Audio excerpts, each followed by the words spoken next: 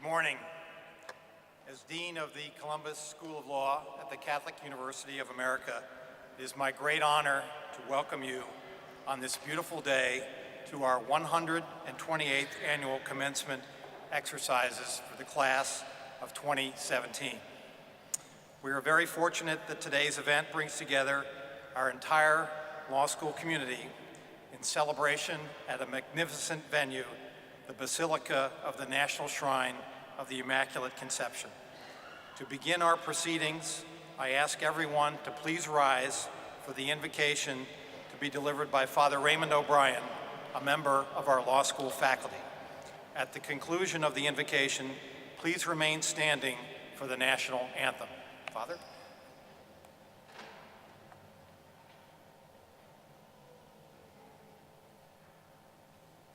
My sisters and brothers, no matter what your faith perspective, I ask you to join me in this holy spot as we bow our heads and pray for these young men and women. Lord our God, we praise you for this day. And Lord, we thank you for the hands that brought them to this spot, the loving parents and friends, spouses, and even their children. From here, Lord, send them forth to be what they proclaim to be, ministers of yours, of justice, equality, of faith.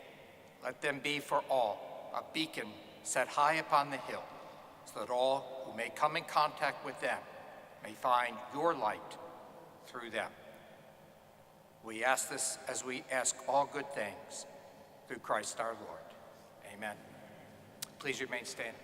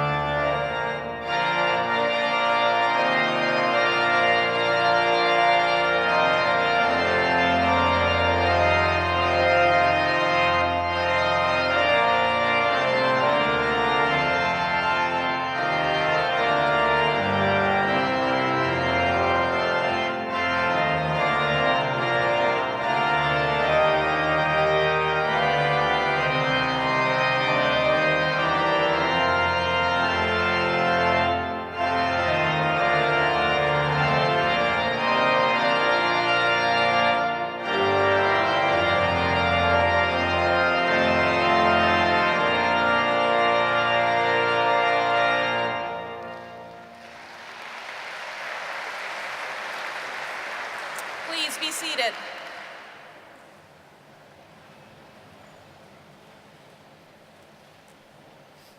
Good morning. My name is Catherine Crowley, and I am the Assistant Dean for Student Affairs and Dean of Students at the Columbus School of Law. It is my great honor and privilege to now call to order the 2017 commencement exercises of the Columbus School of Law. We call upon everyone here today to take great pride in this celebration of our class of 2017. These exercises are possible because our graduates, supported by faculty and staff, and their families and friends, worked incredibly hard to earn their degrees. Please sit back and enjoy. And now, once again, the Law School's Dean and Knights of Columbus Professor of Law, Daniel Attridge.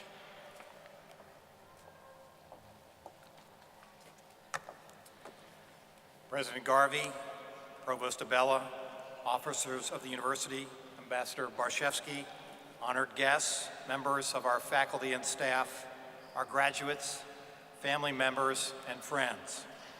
Today is a very special day for our law school and especially for you, our newest graduates.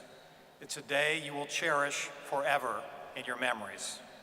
Today, you are deservedly feeling a strong sense of pride in accomplishing a very important life goal, your goal of earning a degree from the Columbus School of Law at the Catholic University of America. You deserve, each and every one of you, to hold your heads up very high. You've worked very hard to earn your degrees. Today is also a day for you to treasure the memories of your law school experience. Most importantly, I think, what you'll remember are the community of people that you have come to know here, especially your classmates and other students, as well as our dedicated faculty and staff and our supportive network of alumni and friends. You'll remember the amazing personal and professional relationships that you have developed. You'll remember the times when you helped others and others helped you. You'll remember learning to ask the big questions about law and about life, to tackle the tough problems and to serve others with your legal training. These are all valuable law school experiences that you will take with you forever. But please remember that you did not get here today all by yourselves. God has given you the talents and the gifts that brought you here today, and all of you have benefited from your family members and your friends' network of support. In many respects, you are here today standing on their shoulders. And many of your most loyal supporters are here with us today, and it's important, I think, that we thank them for supporting you. So I ask everyone to please join with me in giving our graduates, networks of family and friends, wherever they are today, a round of applause.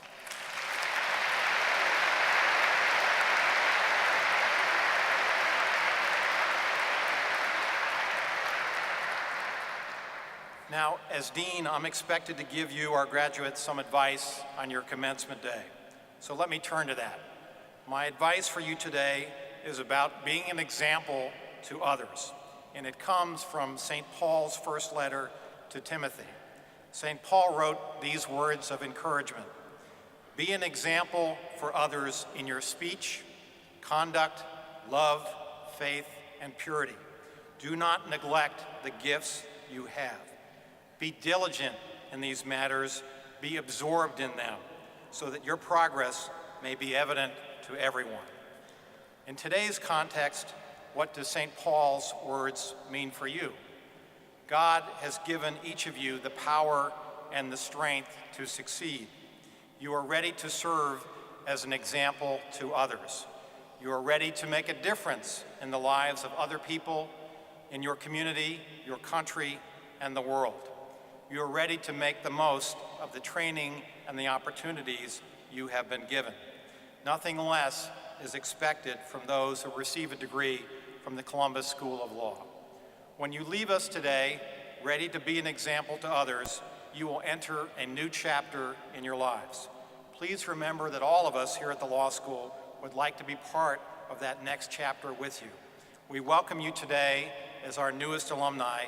Please stay connected with us. We hope to see and hear from you quite frequently. Now, as has become my custom at graduation, I would like to share with you an Irish blessing as you move forward as our newest alumni.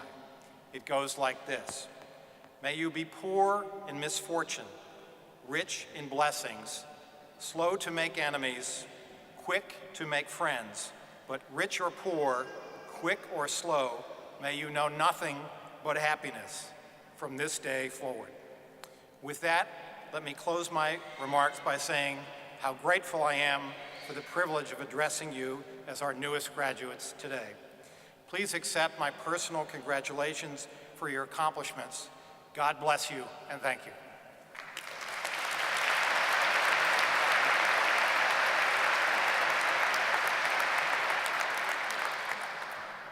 Thank you, Dean Attridge. And now we will hear from our Student Bar Association President and member of this 2017 graduating class, Lauren Stewart.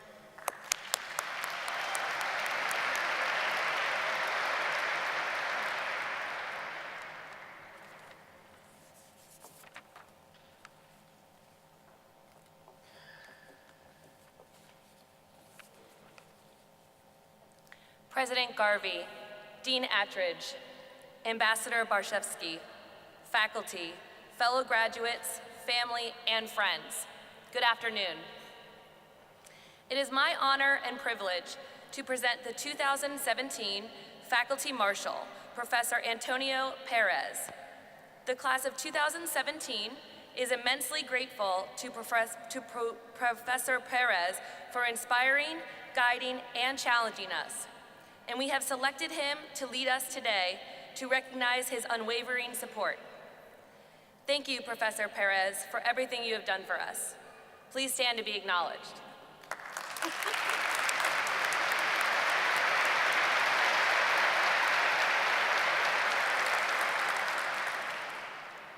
Before I introduce the student speaker for the class of 2017, I would like to take a moment to personally congratulate our class. It has been an amazing 3 years, and I am truly grateful to know you all. Thank you for giving me the opportunity to represent you all as your Student Bar Association president. Congratulations and good luck. It is now my pleasure to introduce the student speaker for the class of 2017. A graduate of MIT and the George Washington University, Jack Vivian is the lead articles editor for the Catholic University Law Review. Jack has been an active member of the St. John Paul II Guild of Catholic Lawyers and served as the Guild's president during its second year. Jack truly is an intelligent, passionate, and kind person, and it has been my privilege to know him at Catholic. So please help me welcome Jack Vivian as the student speaker for the class of 2017.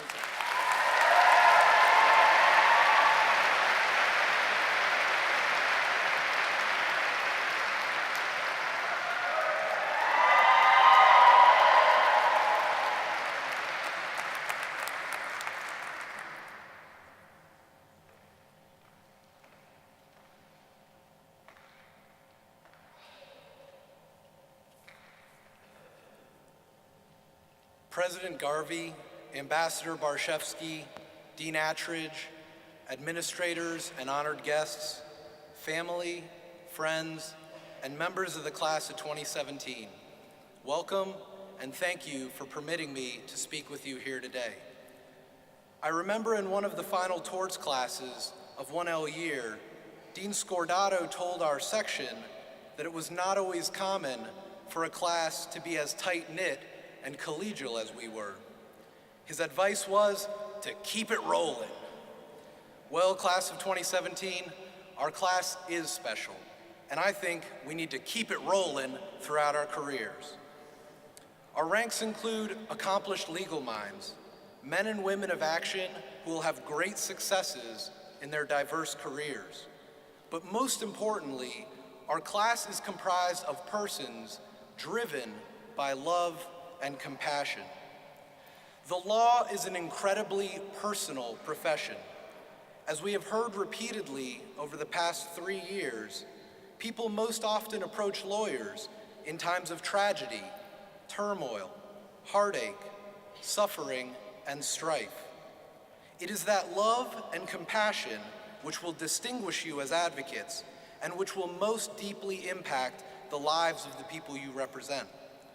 Therefore, my wish for the class of 2017 is this: be the miracle in someone else's life. Although miracles are supernatural demonstrations of divine power, I have come to realize that something can be one thing and something totally different at the same time. Manna in the desert may be the product of naturally occurring temperature and pressure changes, but it can also be the preordained sustenance provided by the Creator to His people. Generosity to the homeless may be the result of the compassion of a passerby, but it can also be the answer to one's prayers. As Jesus said, "The harvest is great, but the workers are few." So pray to the Lord who is in charge of the harvest and ask Him to send more workers into the field. I would argue that God often works miracles through the hands of His people, and I would contend that God is calling each of us here today. To illustrate my point, I want to share with you a story of a miracle that recently happened in my life. As many of you know, my son was born with a rare liver disease. My wife and I found ourselves in and out of doctors' offices and hospitals. One Friday, after 2 full days at a hospital in Baltimore with doctors who, for the sake of brevity, were less than helpful, we were heartbroken to learn that our son was going into surgery that coming Monday. I went to fill a prescription for my son that was necessary to prepare his immune system to fight through the surgery.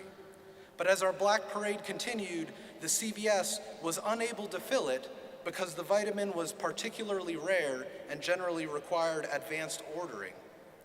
I asked to speak to the pharmacist, and after explaining that my 7-week-old son needed the prescription for his imminent surgery, the pharmacist, named Emmanuel, jumped into action. He waved off the people in line behind me, and he gave my issue his undivided attention. Over the course of the next 40 minutes, Emmanuel called 8 different CVS's and the local mom-and-pop pharmacy down the street. As time was running short, Emmanuel realized that the prescription would not be filled by any of these pharmacists, and so his advice to us was to go home and to try calling other pharmacies. So my wife and I did. We called Rite Aids, Walmarts, Walgreens, Targets, and even the pharmacies in local hospitals. None could fill the prescription. With hope dwindling, my wife created a composite list of the vitamin's components, and she headed back to CVS to try to obtain a series of alternatives that would serve a similar function. And ladies and gentlemen, as an aside, this is one of the benefits of marrying a PhD in pharmaceutical sciences. Diana, I love you. I wouldn't be here without you. I told my wife to ask for Emmanuel because I knew that he would help us. When Emmanuel realized who she was, he exclaimed, "God is good." He had continued calling pharmacies after I had initially left. Unfortunately, I had never left a contact number for him to reach us, so there was no way for him to track us down prior to my wife's return. He had found a pharmacy that could fill our prescription, and he immediately sent my wife to Burtonsville, Maryland, where she was able to make it to the store less than 10 minutes before they closed. Without Emmanuel's love and compassion for our family, without his undivided attention, and without his willingness to go above and beyond the normal call of duty required under his profession, our son's looming battle would have been compromised. The retelling of that story may sound like the unremarkable event of getting a prescription filled, but I assure you that the impact it had on our family at our time of greatest need was nothing short of miraculous. We were able to continue on with strength because it renewed our faith that God had not abandoned us on our journey. The pharmacist, poignantly named Emmanuel, was a miracle in our lives. How many times has someone done something for you, no matter how small, that helped you keep your head up when you were pushed to your limit? As attorneys, your clients will typically approach you when something has gone wrong, and it will be your decision whether you advocate as much as is required under the law and under our rules of professional responsibility, or whether you will go further, whether your heart will be filled with love and compassion, whether your attention will remain undivided to their struggles, whether you will go above and beyond the call of duty, whether you will be a miracle in someone else's life. Many law schools can prepare you on substantive issues, but this school breeds the love and compassion necessary to go that extra mile. You see it in our administration, our faculty, and our students. You see it in the pro bono activities, the community service, and the fundraisers of our student organizations and clinics. With our doctrinal studies complete, it is now time to take that same love and compassion out into the real world. You have the tools necessary to do God's work, and the opportunities will be self-evident as illustrated by the corporal and spiritual works of mercy. Visit the imprisoned. Whether you are a public defender or a prosecutor, seek justice for all and pursue a culture of forgiveness. console the afflicted, whether the injury is financial, physical, or otherwise, recognize that an advocate can never achieve true victory without heartfelt compassion for a client's struggle, bury the dead, instruct the ignorant, and so on. The truth is that our country and our world are as divided as they have ever been. Perhaps the first step to healing is setting conflicts aside for a moment so that we may see each other as children of God, a starting point in which we may all find common ground. I have known since we started 3 years ago that this class would have successful legal careers. But I also know that we are capable of something much greater, applying our love and compassion throughout society, to our clients and to everyone we meet. It is my privilege and honor to congratulate the class of 2017 on its accomplishments here today. Now go forth and be miracles in the lives of others. Ad Maiorum Dei Gloriam.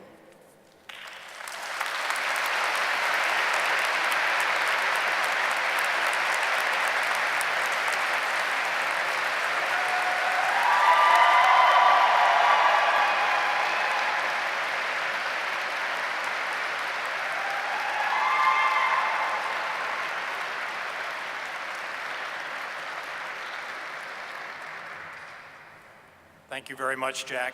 Very well done. This time I invite President John Garvey to escort Ambassador Barshevsky, our commencement speaker, to the center stage. And I also invite Professor Lucia Selecchia to the podium to read the citation for Ambassador Barshevsky.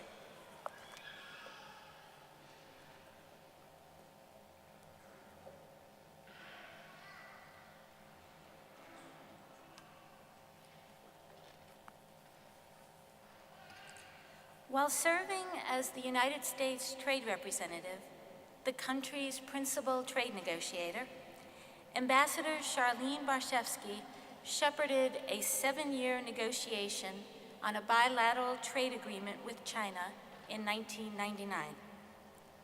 This historic agreement ended decades of restrictive Chinese policy and offered greater market opportunities to American businesses. In return, China became a member of the World Trade Organization, strengthening world peace and stability, while at the same time creating new economic freedoms for more than 1 billion. As a member of President Bill Clinton's cabinet, she was responsible for the negotiation of hundreds of complex agreements with virtually every major country in the world between 1997 and 2001. Her negotiations have been the focus of case studies at Harvard Business School, and her lectures and writings have garnered international admiration. Her work as a U.S. trade representative continues to have an impact on today's global economy. Among the nearly 300 separate agreements she worked on was the Information Technology Agreement, which provides for a dynamic economy in the 21st century's emerging high-tech environment. The agreement covers more than $600 billion in computers, telecommunications equipment, and other high-tech products. Ambassador Barshevsky additionally won commitments from the World Trade Organization's members to support the principle of duty-free cyberspace, protecting electronic internet transmissions from tariffs. Currently the senior international partner at the law firm WilmerHale, Ambassador Barshevsky is a 1975 graduate of the Columbus School of Law. She has remarked that choosing the law school was the single best professional decision I've ever made. In 2016, Best Lawyers named her Lawyer of the Year for International Trade and Finance Law. National Law Journal included her on its list of the 100 most influential lawyers in America in 2013, and before that, on its list of the decade's most influential lawyers in 2010. Washingtonian Magazine has named her several times as one of the district's top lawyers. for exceptionally distinguished service to her profession, to her country, and to her alma mater, the Columbus School of Law, the Catholic University of America is pleased to bestow on Ambassador Charlene Barshefsky the degree Doctor of Laws honoris causa.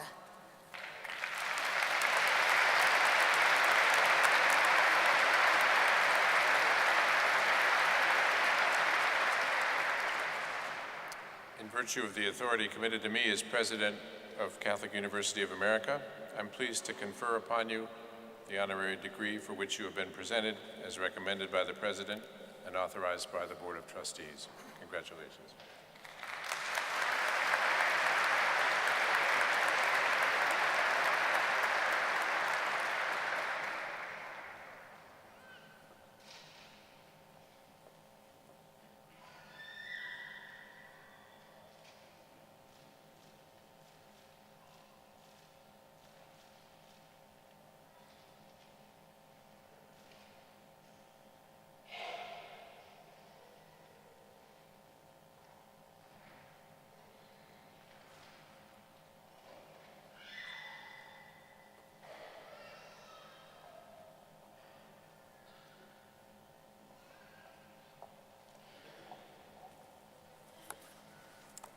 Thank you very, very much. This is such a great honor. It's wonderful to be back here.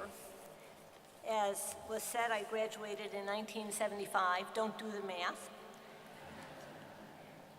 And this was the best professional decision I had ever made. I'm just going to turn this so it doesn't choke me. There we go. Turn a little further. Necessity is a mother of invention.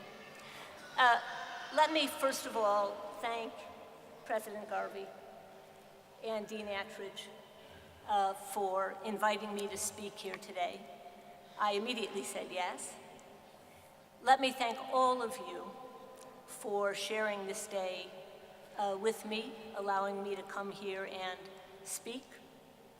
Let me congratulate the graduates. This is such a great day. No exams, nothing due, no lectures, no worry, just enjoy. You've earned it.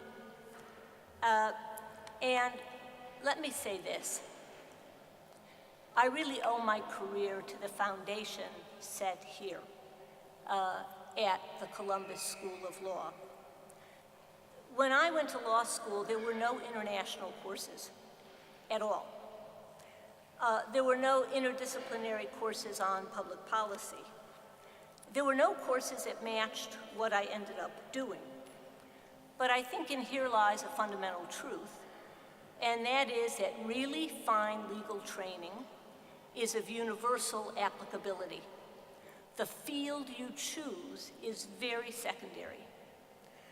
Legal training teaches us how to read, how to write, how to think clearly, how to parse the fine points, how to separate what's important from what isn't important, how to solve problems, how to advocate.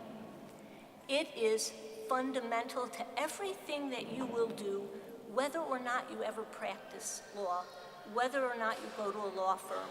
Whatever you do, these fundamentals will be fundamental to your professional life. And in terms of building a career, take the fundamentals and add to them a desire to keep learning and to grow. I can't emphasize this enough. You're just starting to learn. You're not finishing learning. And hard work, of course, passion, and frankly, luck. Luck plays an enormous role, as we know, in all of our lives. This law school can't prepare you for that, necessarily, but having come from this school, I know each of you has the fundamentals down rock solid and at the highest level. And you will each build a career. It may not always feel that way, but it's absolutely true, and it will come in time. You're graduating at a moment of great promise and peril for the United States and globally, and this was referenced a moment ago. We live in the world's wealthiest major economy, but saw fear and anger play out over the election cycle, with policy outcomes today that are uncertain and incidents of hate crimes on the rise.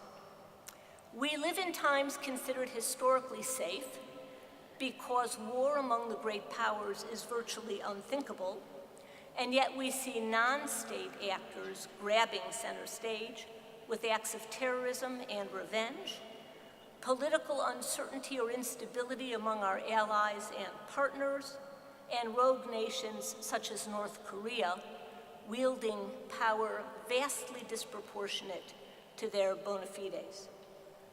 Technological advancement, about which you heard a little, is the largest economic and social story of our lifetimes, shrinking the world, creating new opportunity, new connections, new efficiencies, all on a global basis, but also profound job loss, a proliferation of fake news, jihadist recruits.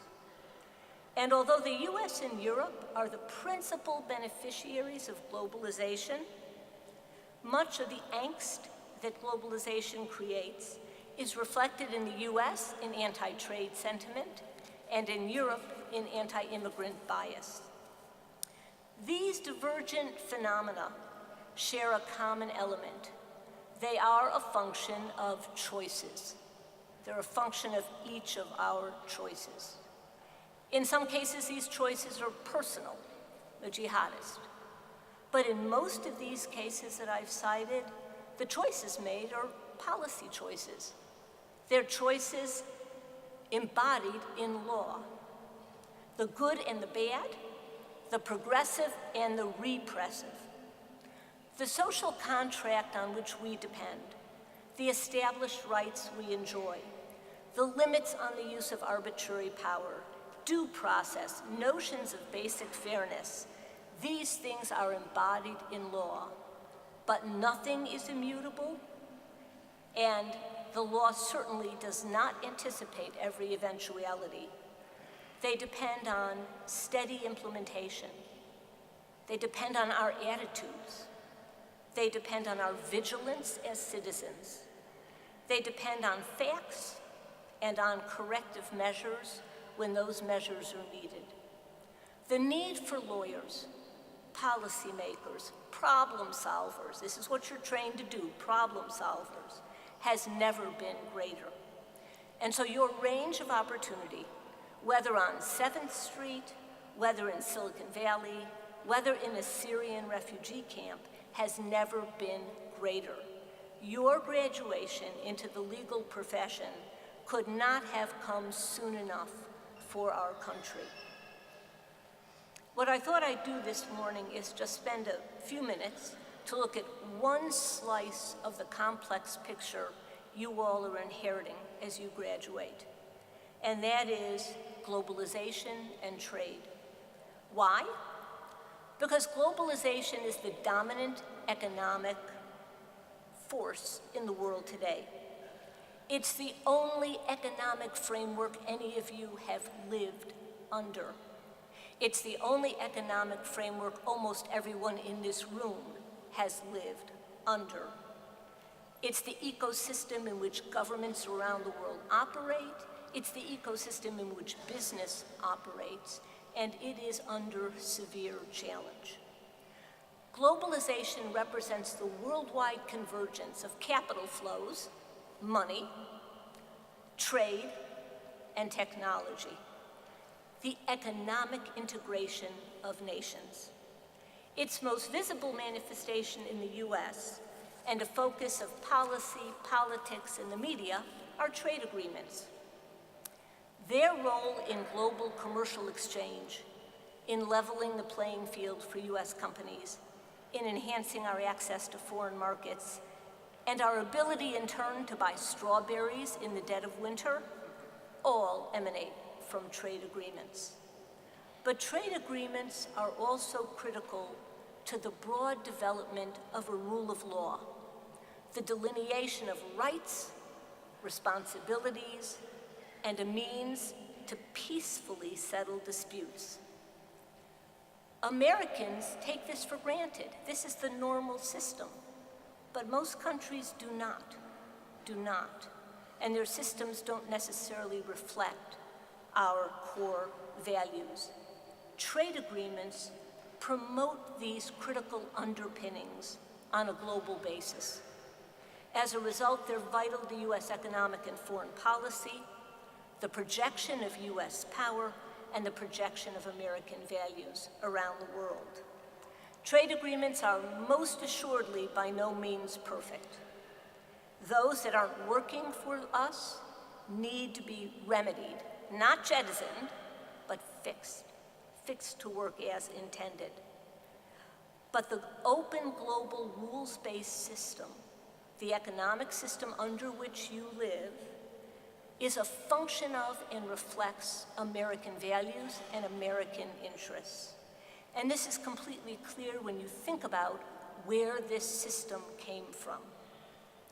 So the creation of the modern rules-based system that we all live in, the cornerstone of today's globalized world, arose from the experience of President Harry Truman and his World War II allies in economic depression and war.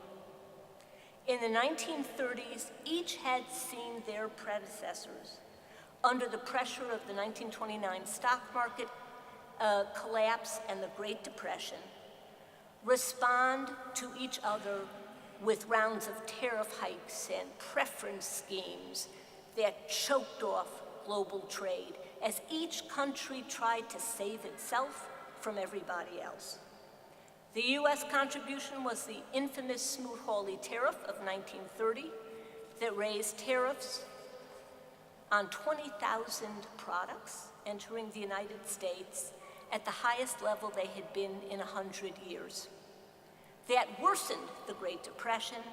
It punished American citizens and foreigners alike, and acts such as this helped to fuel the tensions that led to World War II.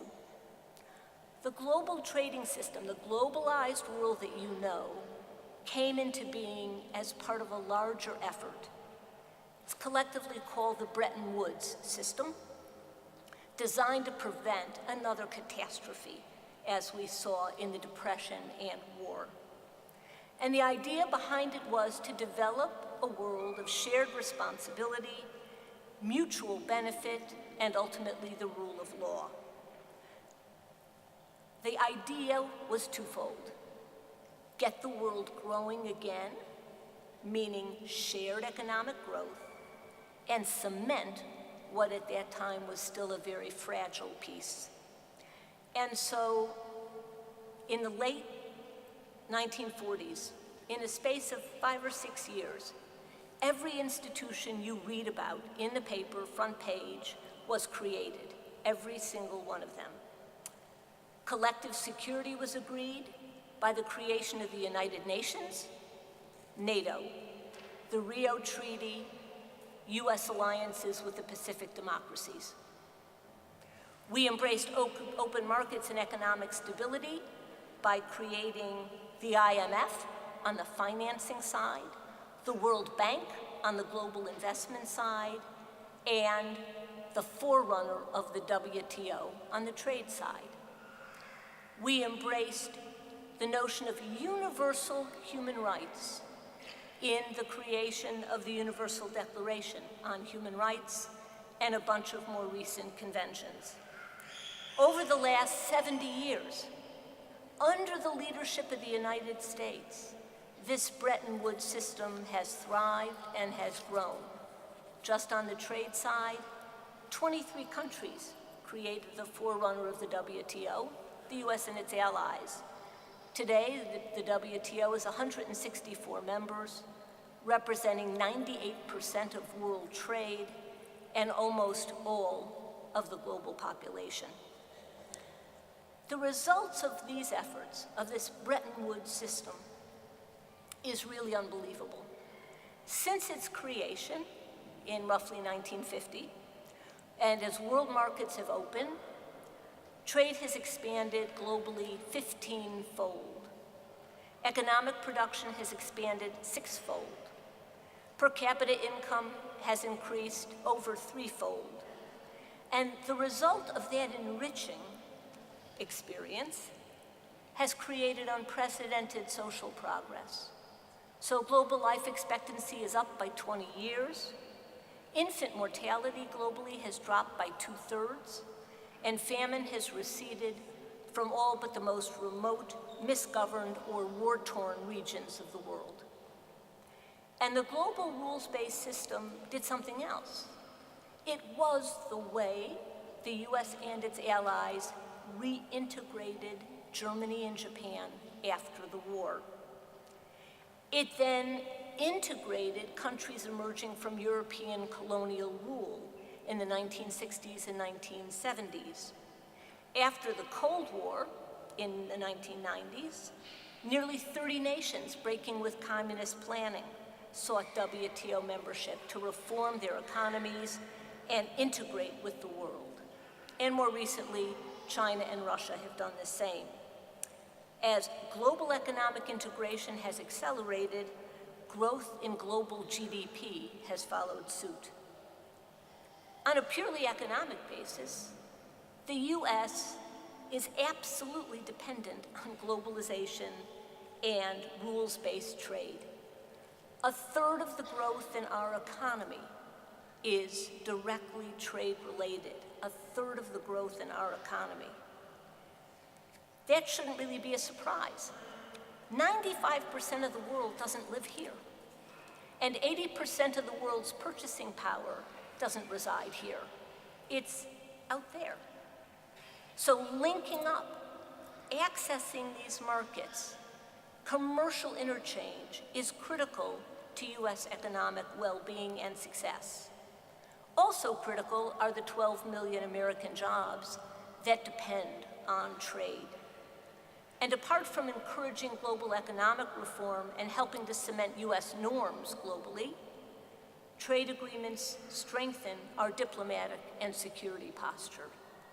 Of course, none of this is static, and many of these Bretton Woods institutions can and should be reformed. Globalization itself, and you know this, has created immense competitive pressure. Given trade, but most especially automation and innovation, job displacement is unavoidable as opportunities shift and the old skill sets don't match the new opportunities. Government has a responsibility to address this, and we have not as a country. But altogether, this system, built on the values and aspirations of the US and its World War II allies, have succeeded in creating aggregate growth, development, poverty alleviation, and increased security among the great powers. No country has gained more than ours.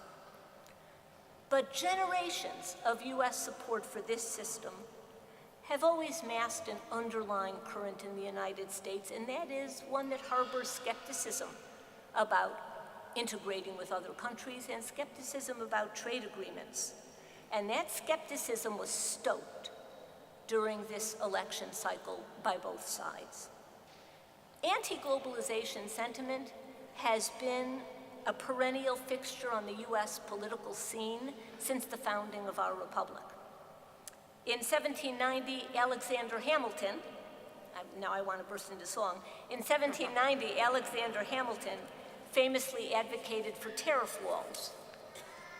Tariffs were a recurring political flashpoint between northern manufacturing states that wanted high tariff walls, protect themselves from competition, and the southern states that wanted cheaper goods.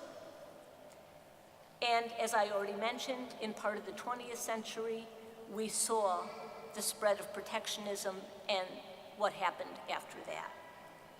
After the Second World War, trade anxieties in the US were low. Why? We were the only country left standing. after the war. There were no competitors in sight. But by the mid to late 1960s, as Germany and Japan began to reindustrialize and became ever more competitive, the view was their trade was unfair, the product of a skewed economic model. So that manufacturing industries in the US, just like today, believed that they would be disadvantaged. And when they were, corrective actions, in fact, tended to be taken. Of course, other countries have emerged along the way. Fareed Zakaria calls it the rise of the rest. And so competitive pressures under a globalized system have intensified further still. The great lightning rod of trade was embodied in NAFTA. It held within this one agreement with a border nation all of the concerns Americans have ever had about trade. China is now the lightning rod, and trade has become a litmus test for those seeking public office. You could see candidates in the last election cycle turn themselves into pretzels, running away from positions they had previously taken because they knew what the right answer was with respect to trade agreements and globalization. So, all of these sentiments, all of them, stirred the pot, particularly in the Midwest, which is heavy still on manufacturing, and it was the Midwest that helped propel Donald Trump to the presidency.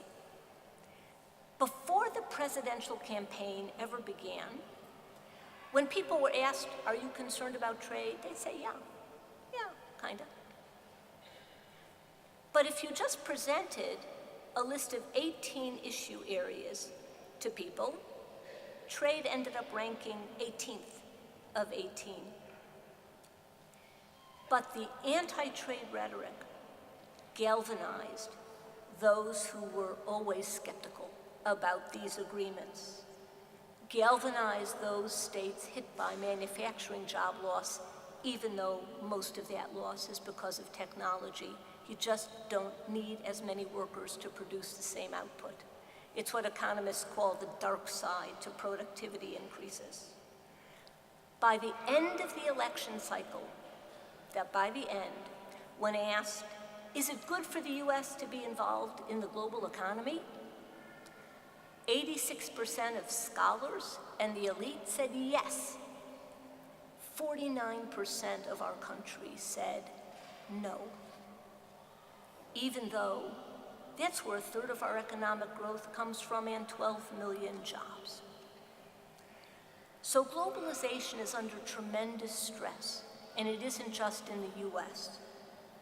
Among the 25 advanced economies in the world, 550 million people have seen their incomes stagnate or fall.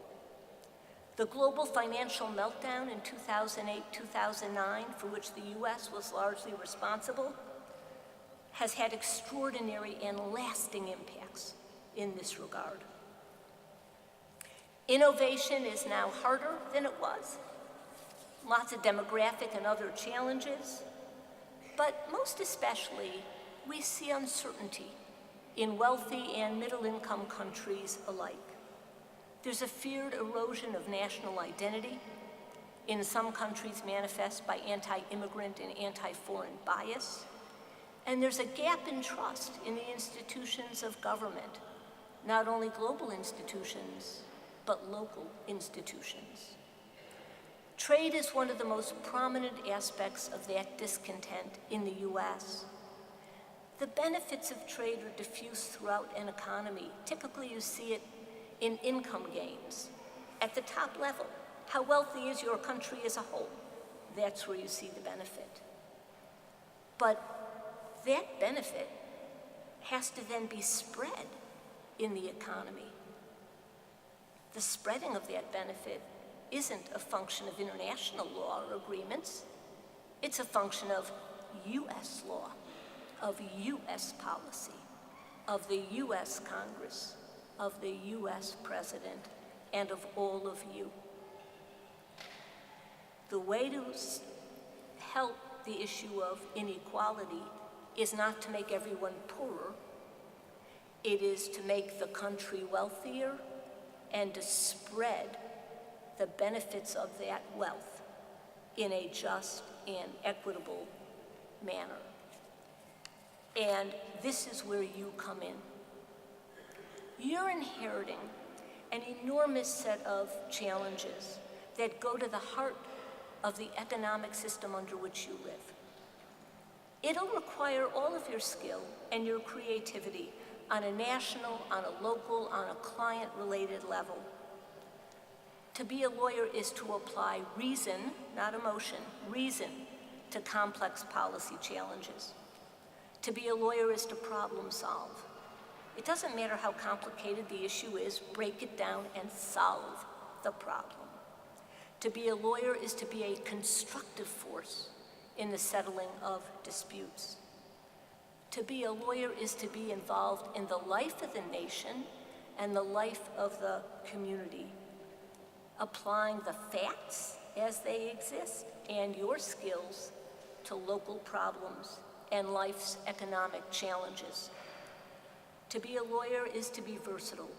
Use the fundamentals you have so strongly learned here and that you have earned the right to use. Rules-based systems like ours, like globalization, are very tricky things. They're like living organisms. They have to be fed. They have to be tended. They have to be pruned. They sometimes have to be revitalized. They have to be reevaluated regularly to ensure that the laws operate as intended and that the outcomes are just. This is all part of being a lawyer. It's the means by which we find mutual benefit and reduce the risk of tension, of coercion, and force. It is one of your greatest opportunities for good in the world. So whether you end up going into trade or criminal justice or civil rights or corporate law or environmental law or any other field, in no other walk of life will you have this kind of opportunity. Nowhere else can you directly affect the policy of governments or the rights of individuals as they navigate the challenges of this century. No other field so directly joins moral and ethical questions with a practical response to specific problems. And nowhere else do you have the same opportunity to strengthen the culture of rights, the rule of law, and the creation of economic security here and globally. This is why I say your graduation hasn't come a moment too soon. I offer you my sincerest congratulations. You're just beginning your legal journey, and it'll be a fantastic journey. I know. I've been there and I still am there. Thank you, President Garvey. Thank you, Dean Attridge, and thank you all for sharing this.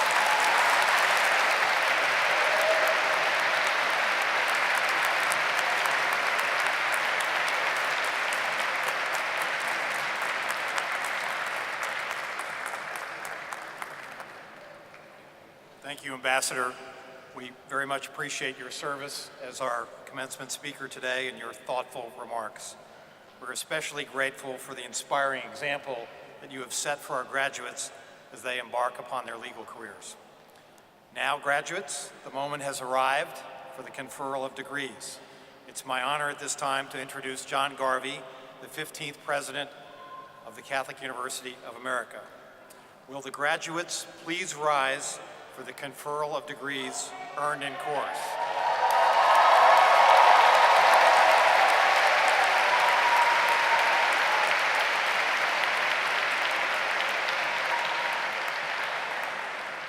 After President Garvey has conferred your degrees, you will be directed to come up to receive your diploma. President Garvey, as Dean of the Columbus School of Law, I have the honor to present candidates for the degrees of Master of Legal Studies, Juris Doctor, or Master of Laws, who have been recommended by the faculty and approved by the Academic Senate. Thank you, Dean Attridge.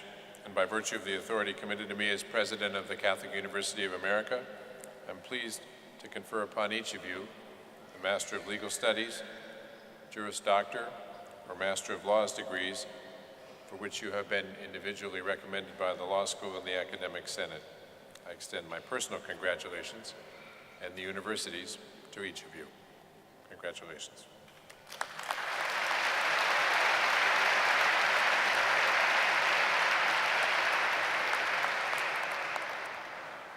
Members of the class of 2017, you may now don your hoods. Congratulations.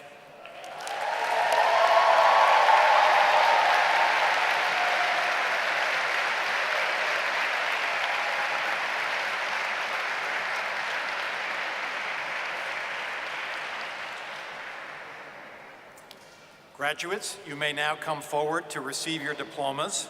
Professor Antonio Perez, our faculty marshal, will call the names of the graduates. As your name is called by Professor Perez, please step forward to be congratulated by President Garvey and then to me to receive your diplomas. President Garvey and I will be assisted in these traditions by Assistant Dean Georgia Najelko.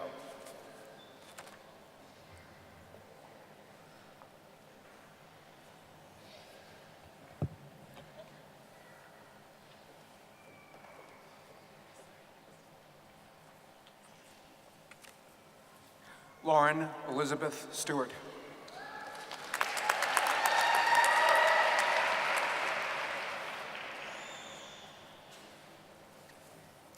Elizabeth Kennedy Ottman.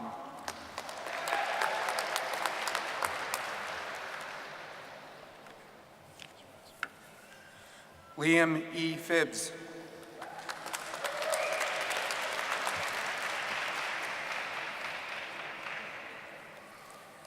Caroline Patricia Moroz.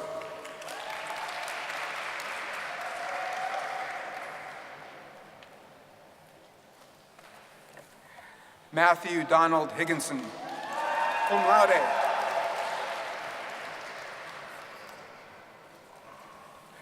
Tamara Tatiana Guillen, cum laude.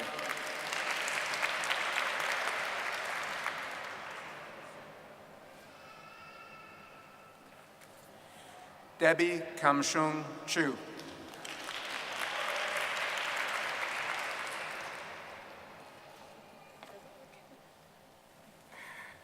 Jacqueline K.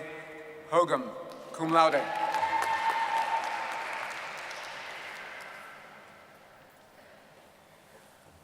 Margaret Rose O'Neill, cum laude.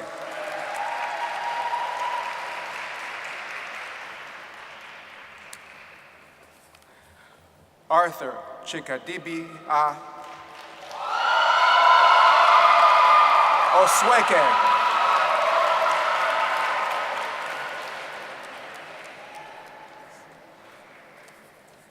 Justin R. Friedman.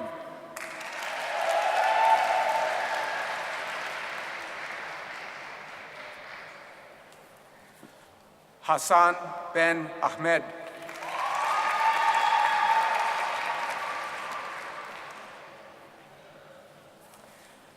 Sam K. An.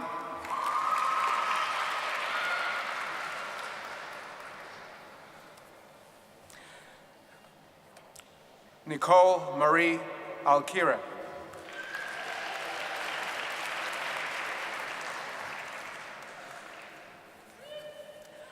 Sarah E. Amendola, cum laude.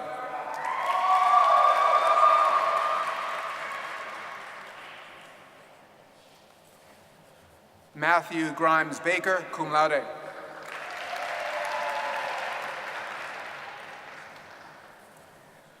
Marcus Jamil Rahim Banks.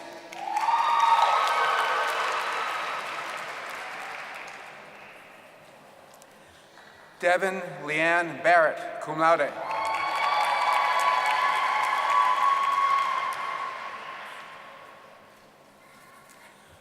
Andrew Joseph Bassnagel, cum laude.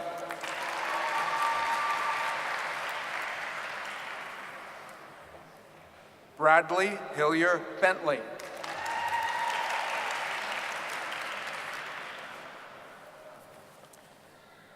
Adam Arthur Barriston, magna cum laude.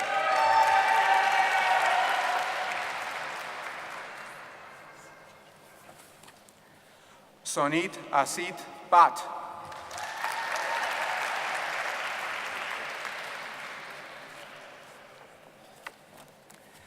Daniel Scott Boatwright.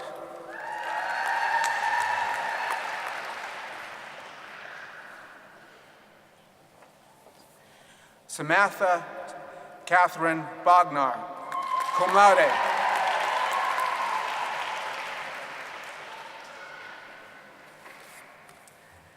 Bridget Ann Byrne.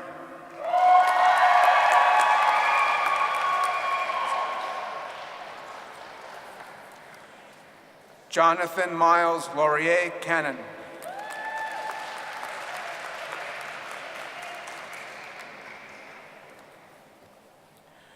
Krupskaya Tamara Castellon, receiving the degree of Master of Legal Studies.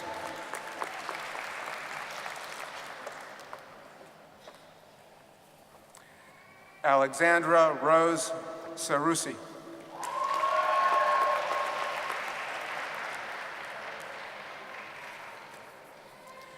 Cherie Nicole Cleckley.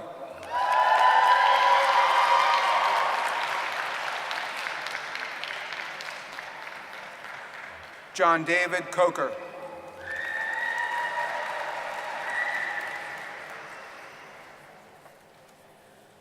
Elizabeth Catherine Conti, cum laude.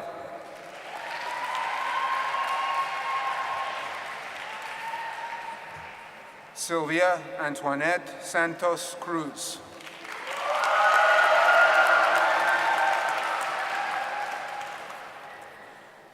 Tyler Lane Daniel.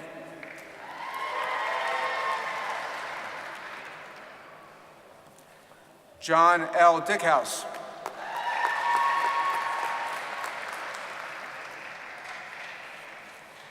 Peter D. Dollinger.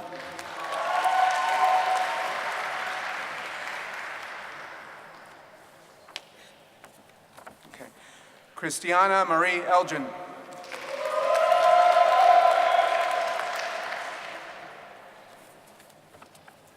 Jose Luis Espejo.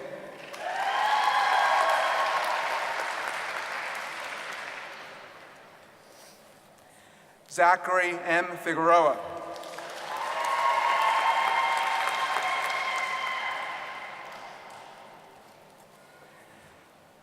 Shayna Yvonne Glover.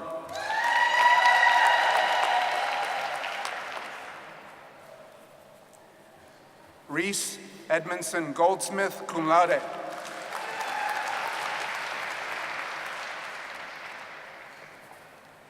Ricky Jerome Harrison, Jr.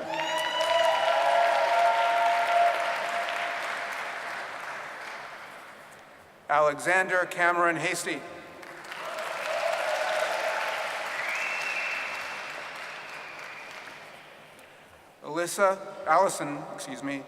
Christina Hoffman.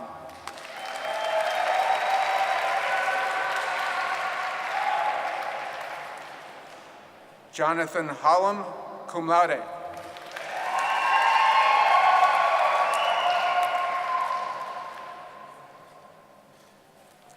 Anthony Wayne Hood, II.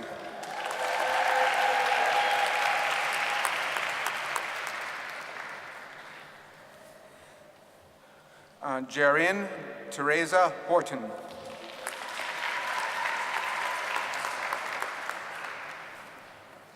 Christopher McGee Hurley.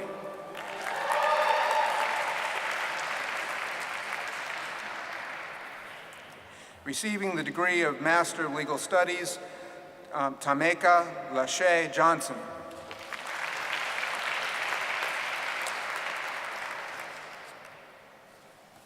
Anthony M. Jones.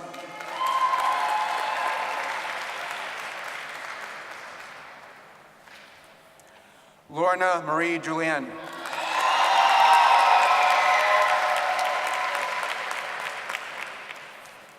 David June Kim.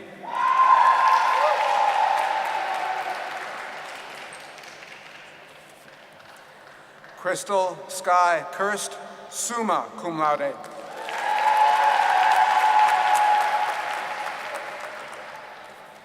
Caleb Daniel Krell.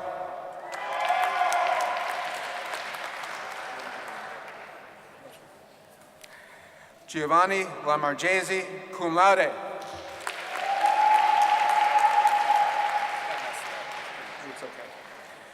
William P. Lane, cum laude.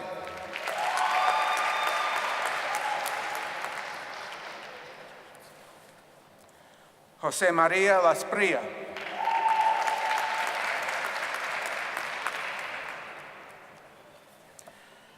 Abigail Evelyn Leach.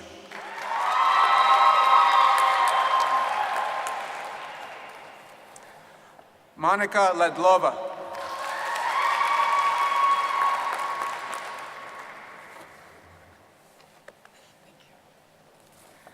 Patricia Ann Leeson, magna cum laude.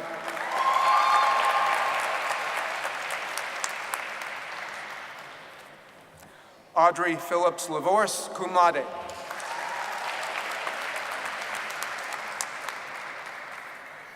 Michael James Marusak, summa cum laude.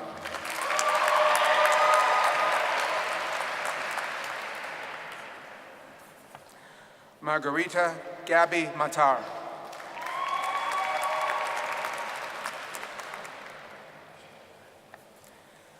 Jessica Elizabeth McCollum.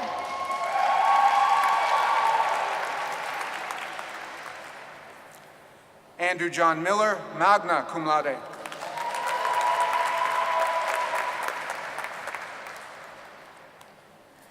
Brianna Nicole Mitchell.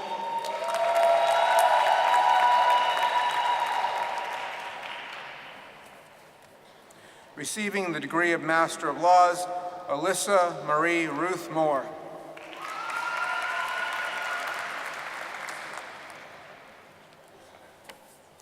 Whitney Bree Morgan.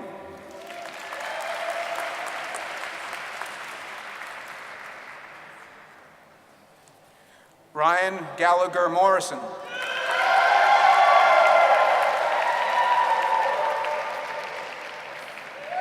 Samuel John Mott, cum laude.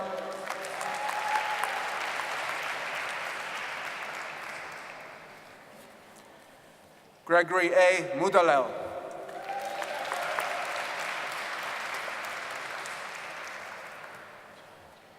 Sarah Minyu Muramoto, cum laude.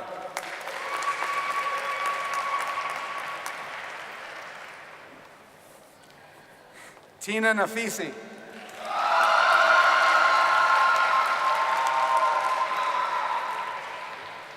Tom Christopher Narvaez.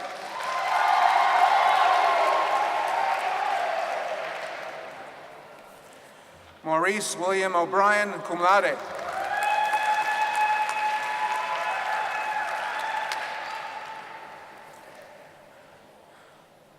Juno Michaud Odige.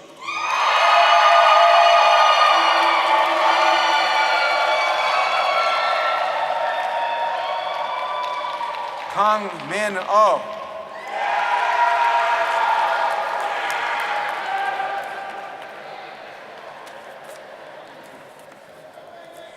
Chimaezi O Okoli.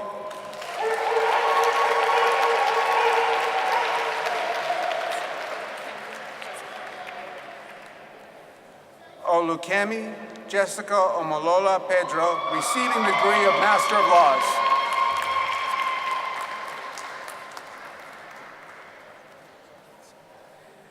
Heather Lee Perry.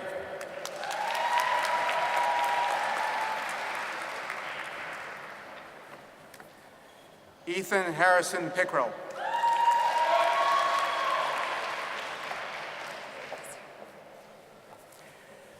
Kelly Christina Powell.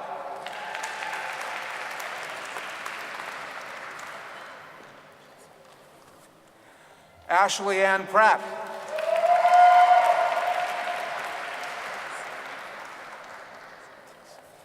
Sose Pram.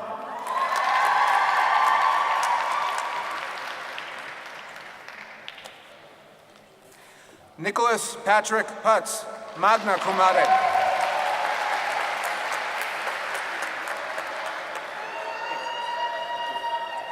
James Brian Randolph, cum laude.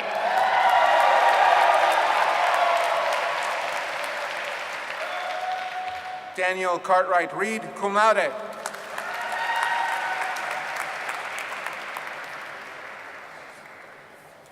Adeline Rosales, magna cum laude.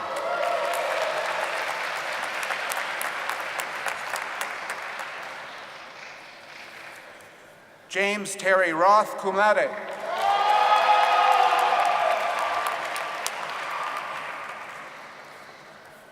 Ileana Marie Russo.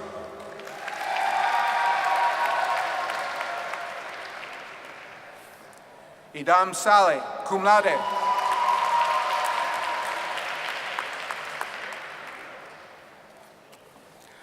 Amaru Javier Sanchez.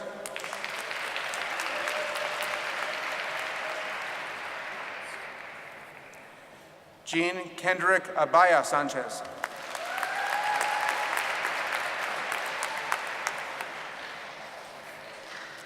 Receiving the degree of Master of Laws, John Peter Schmidt.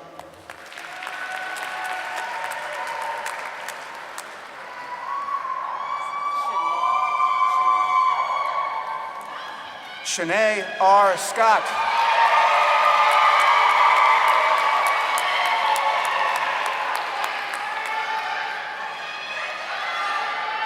Nora Ann Senick.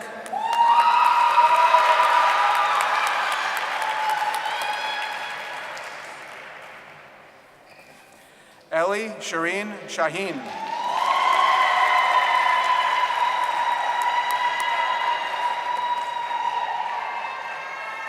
Yi Shen.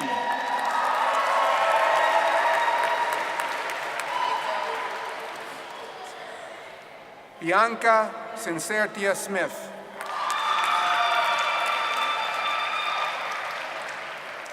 Clinton Ray Smith.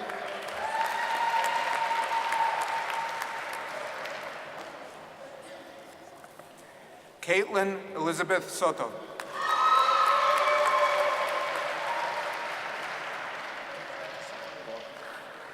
Robert Gillette Sproul.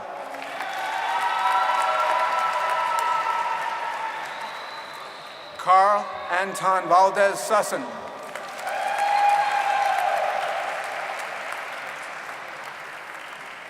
Brian Stephen Smack, cum laude.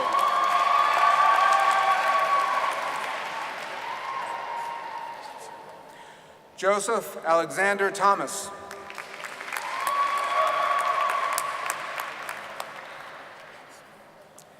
Jillian E. Tishuk.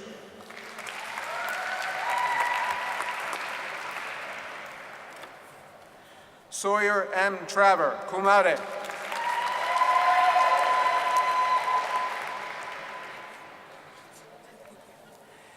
Tiffany Dinfagel Say.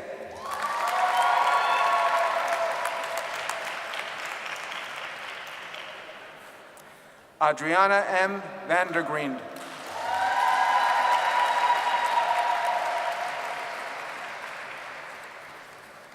John P. Vivian, summa cum laude.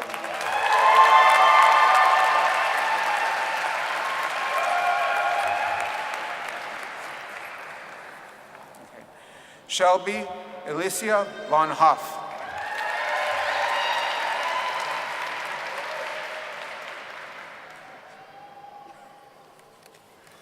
Kelly Ann Posey Whelan.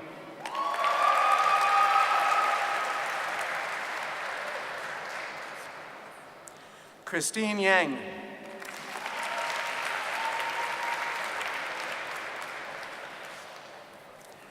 Ruhe Yilma.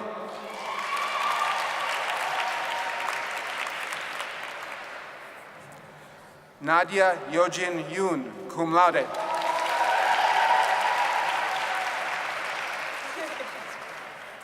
Alexa Marie Zavada, cum laude.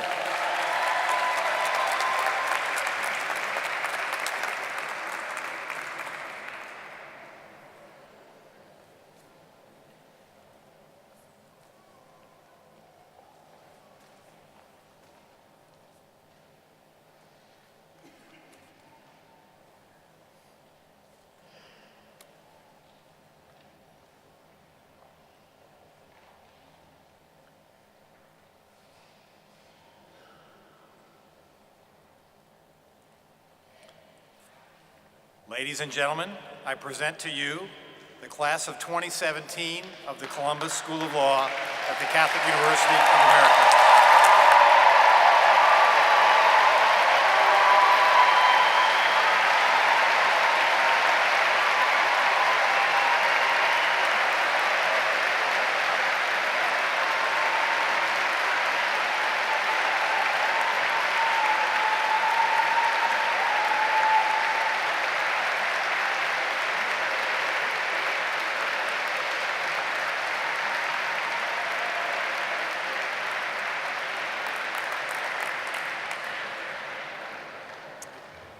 Graduates, you may now move your tassels from right to left.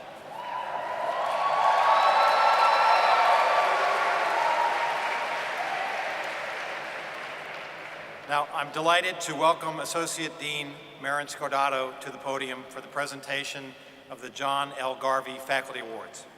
Marin?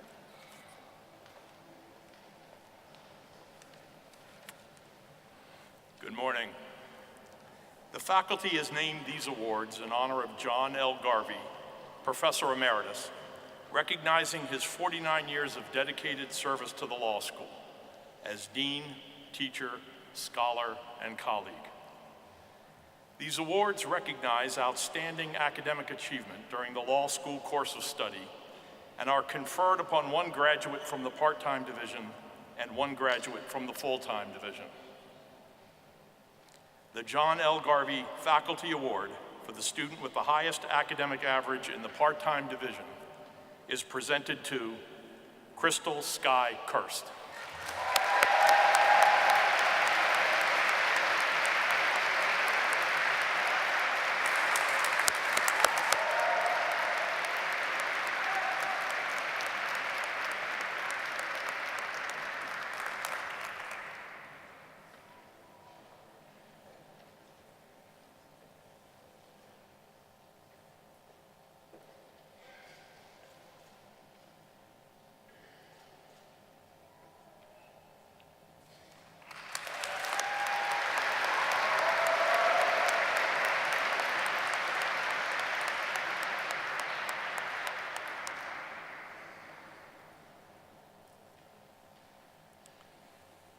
The John L. Garvey Faculty Award for the student with the highest academic average in the full-time division is presented to John P. Vivian.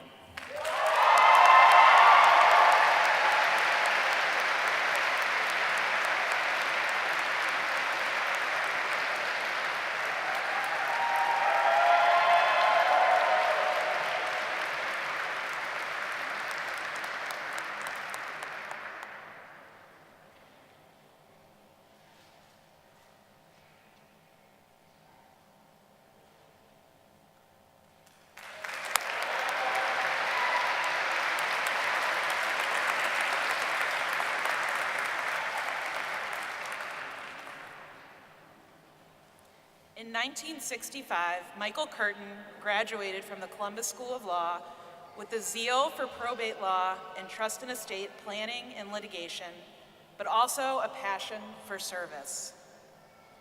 The range of his pro bono work and the significant time he volunteered in the causes of justice, compassion, and opportunity for all set a new standard for what it means to serve others, particularly the law school and the legal profession.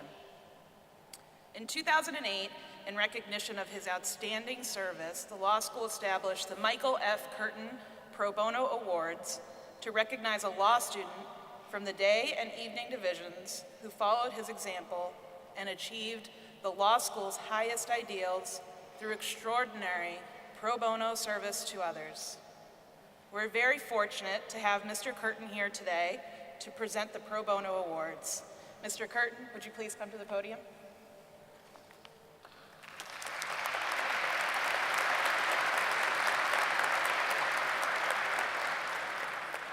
Thank you, Dean Crowley. I am proud to announce that the 2017 Day Division recipient of the Michael F. Curtin Pro Bono Award is Ellie Shaheen.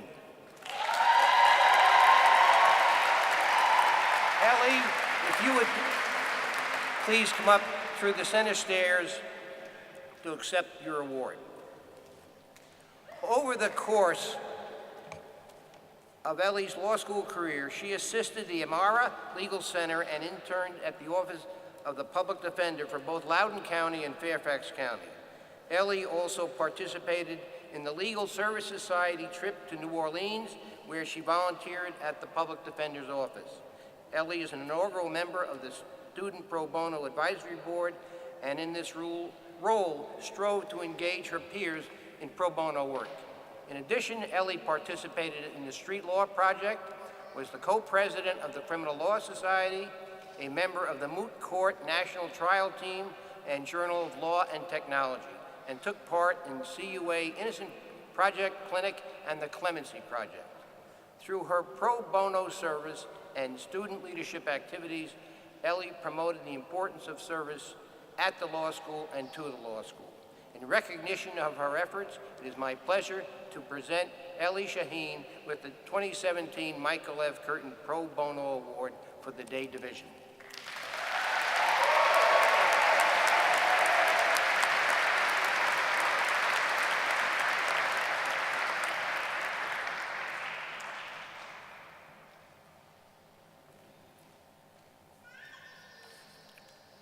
I am now delighted to announce that the 2017 Evening Division recipient of the Michael F. Curtin Pro Bono Award is Cherie Cleckley.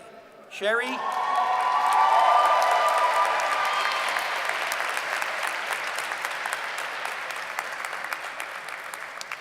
Cherie, using the center stairs, please come up and accept your award. As an evening student, Cherie contributed extensive hours to diverse pro bono work throughout her law school career. She volunteered her time at the following clinics: the DC Bar's Small Business Clinic, the Employment Justice Center's Worker Intake Clinic, Bread for the City's Advice and Referral Clinic, Casa de Maryland's Deferred Action for Childhood Arrivals Clinic. In addition, Cherie conducted pro bono research for the Amara Legal Center and the Columbus Community Legal Services. Cherie has also been a member of the Black Law Students Association and the National Black MBA Association. Since February 2015, Cherie has been employed with the U.S. Department of Human and Health Services as an Equal Employment Opportunity Specialist. She is a founding board member of Hive Community Circle, which partners with local schools, community agencies, and health departments to provide evidence-based preventive services related to sexual assault. Through her dedication to pro bono work, Cherie has been an ambassador of public service, and in recognition of this, it is my pleasure to present Cherie Cleckley with the 2017 Michael F. Curtin Pro Bono Award for the Evening Division.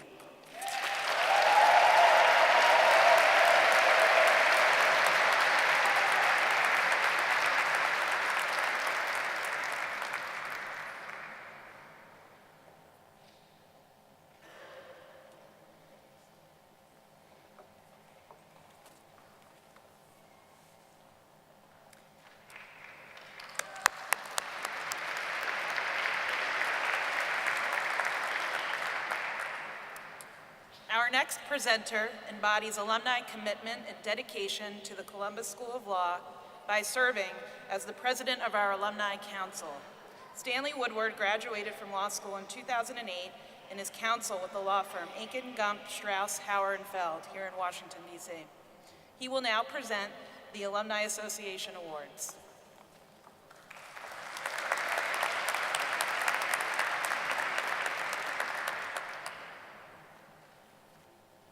The Law School Alumni Association Award was established in 1978 and recognizes a graduating student from the full-time and part-time divisions.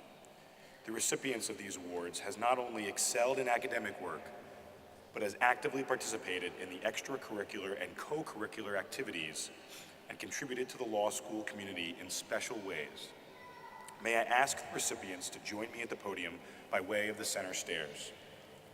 On behalf of the Law School Alumni Association, we are proud to present the Full-Time Division Award to Margaret Rose O'Neill.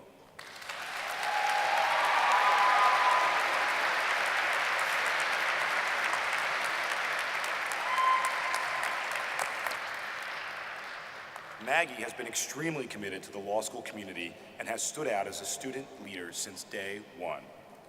As a first-year student, Maggie received a First Lap Award for her work with SPIL and the Military and National Security Law Students Association. She continued her commitment to SPIL, serving as co-chair of the SPIL auction and then later as president of the organization. As if that wasn't enough, she also served as the president of the Military and National Security Law Students Association, as the chair of the Council on Professional Conduct, and as the vice chancellor of Alumni Relations for the Moot Court Board. Maggie's service to the law school community has gone above and beyond her work in student organizations. She has also found the time to regularly assist the administration as a student ambassador and as a member of the class gift committee.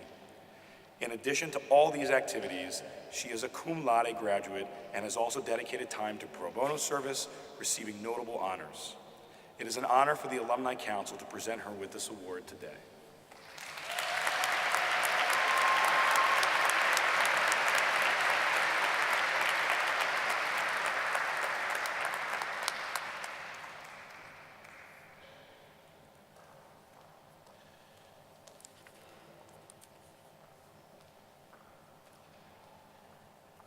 This year, we are proud to present the Part-Time Division Award to Adeline Rosales.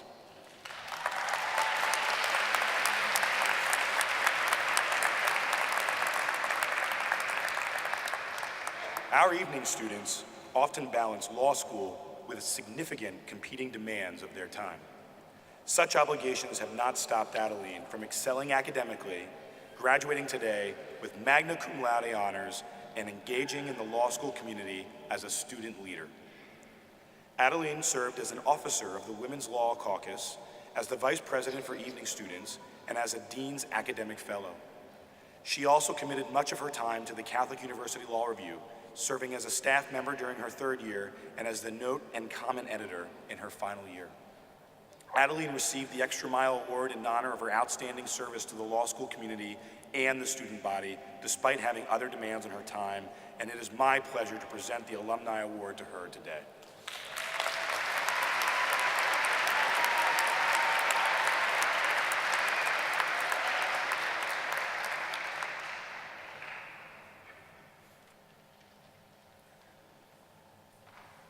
A number of our graduates today are following in the footsteps of members of their families who are alumni of the Columbus School of Law and members of the CUA community.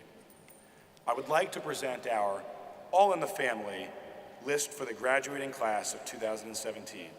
I ask our alumni graduates to stand as your names are called. Nicole Alkire,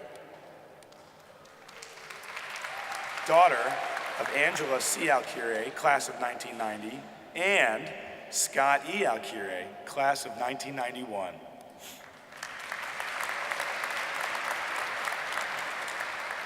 Andrew J. Besnagel, nephew of Roy L. Mason, class of 1975.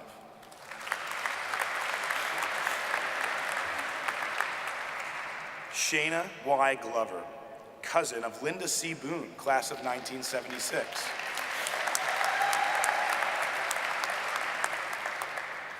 Abigail Leach, niece of Daniel Turbid, class of 1984.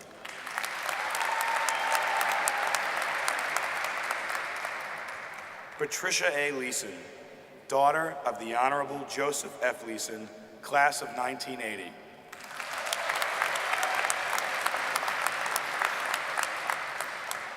Michael Marisak, son of James P. Marisak, also of the class of 1980.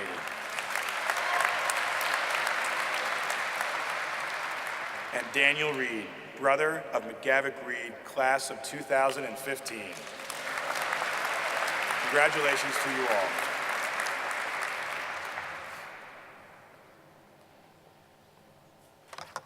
Thank you, Stanley. We appreciate your work as our president of the Alumni Council. As Dean of the Law School, it's my privilege to speak for the entire faculty when I extend our congratulations and fond wishes to our graduates in the class of 2017 for a future of achievement, service, and happiness. At the same time, it's appropriate that the faculty be recognized for their indispensable role as dedicated teachers and and scholars in bringing your class to this day. So I ask that the graduates please stand and acknowledge the faculty with a round of applause.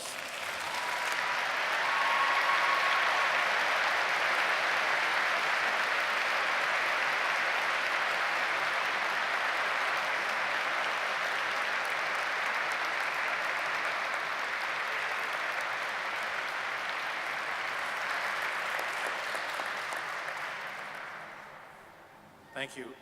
I also would like to acknowledge the presence and the continuing support of the members of the university administration and our alumni who are here with us today.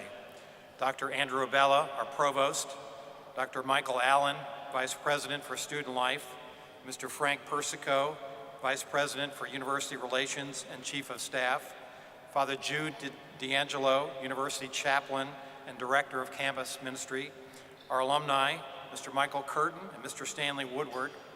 Also here witnessing your accomplishments today are Associate Dean Marin Scordato, Assistant Dean Katie Crowley, Assistant Dean Georgia Nijelko, Assistant Dean Shani Butts, our Assistant Dean and Registrar Stuart Shep,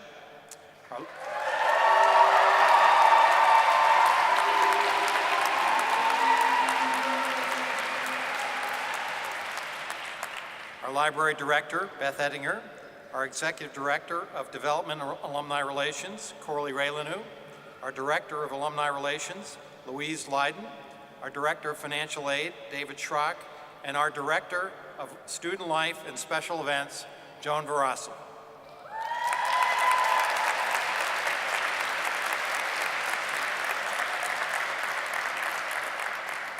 It is now my honor and privilege to ask our President, John Garvey, to come to the podium.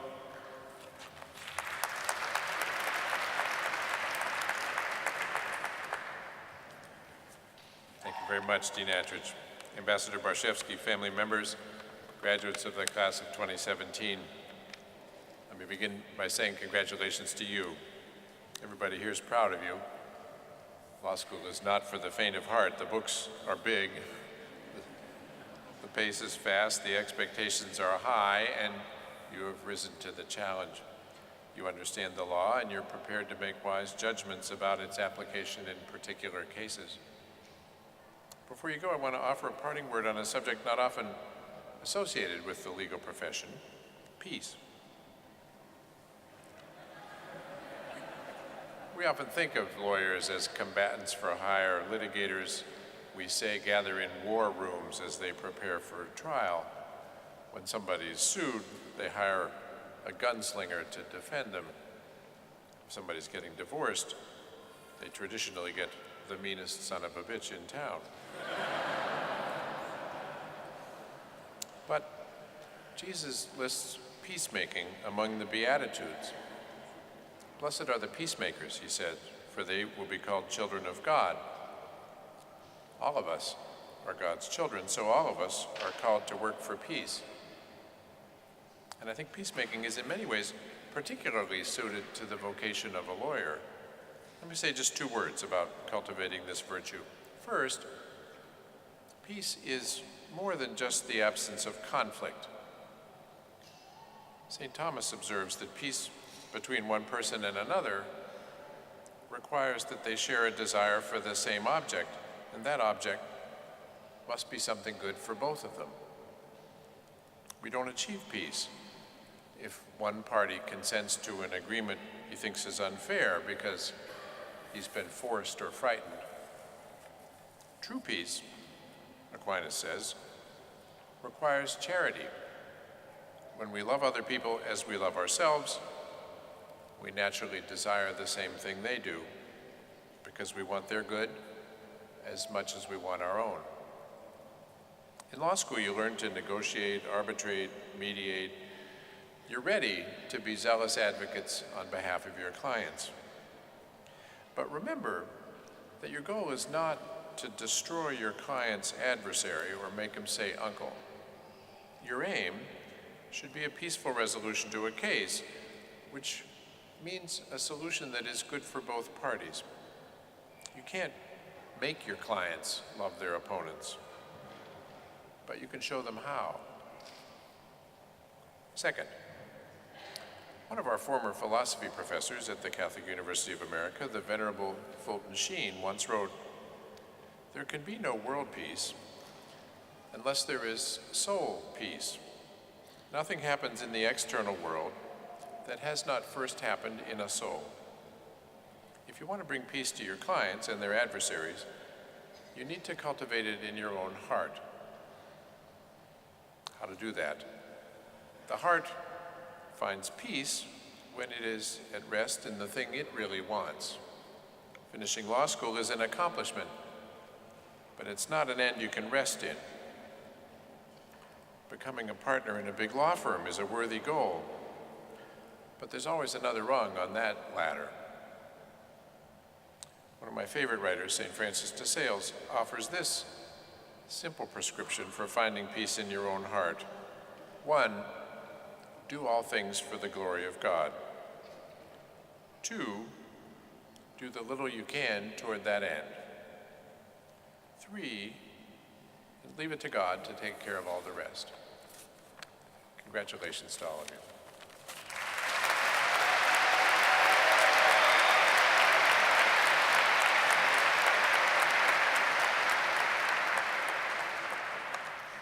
Thank you very much, President Garvey. We're grateful for your presence today and the sound advice that you've offered our graduates. We very much appreciate your strong support for our law school. Now I ask everyone to please rise for the benediction, which will be delivered by Father Jude D'Angelo. Father Jude.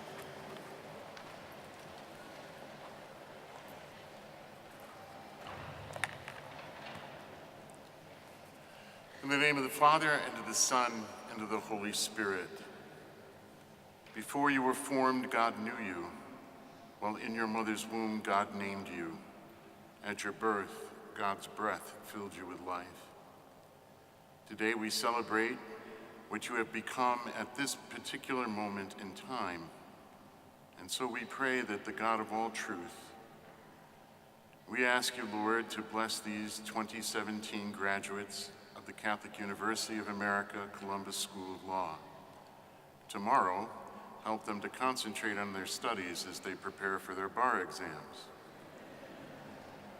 As they step forward into their noble profession, strengthen their resolve to walk in the footsteps of Jesus, seeking justice tempered by mercy. Guide them in their commitment to ethically practice the art of law. As they protect the rights of their clients, may they also seek to protect the common good. And may the Lord bless you and keep you. May the Lord be gracious to you. May he look upon you with his kindness, and may he give you his peace. And may Almighty God bless you, the Father, the Son, and the Holy Spirit.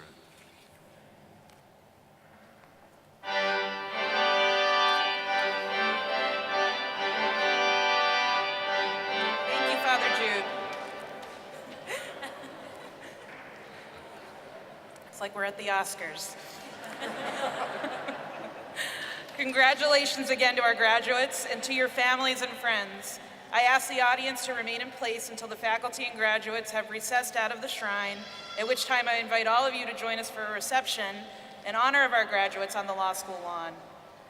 Now, I'd officially declare this academic convocation for the 2017 commencement of the Columbus School of Law officially concluded. Congratulations, everyone.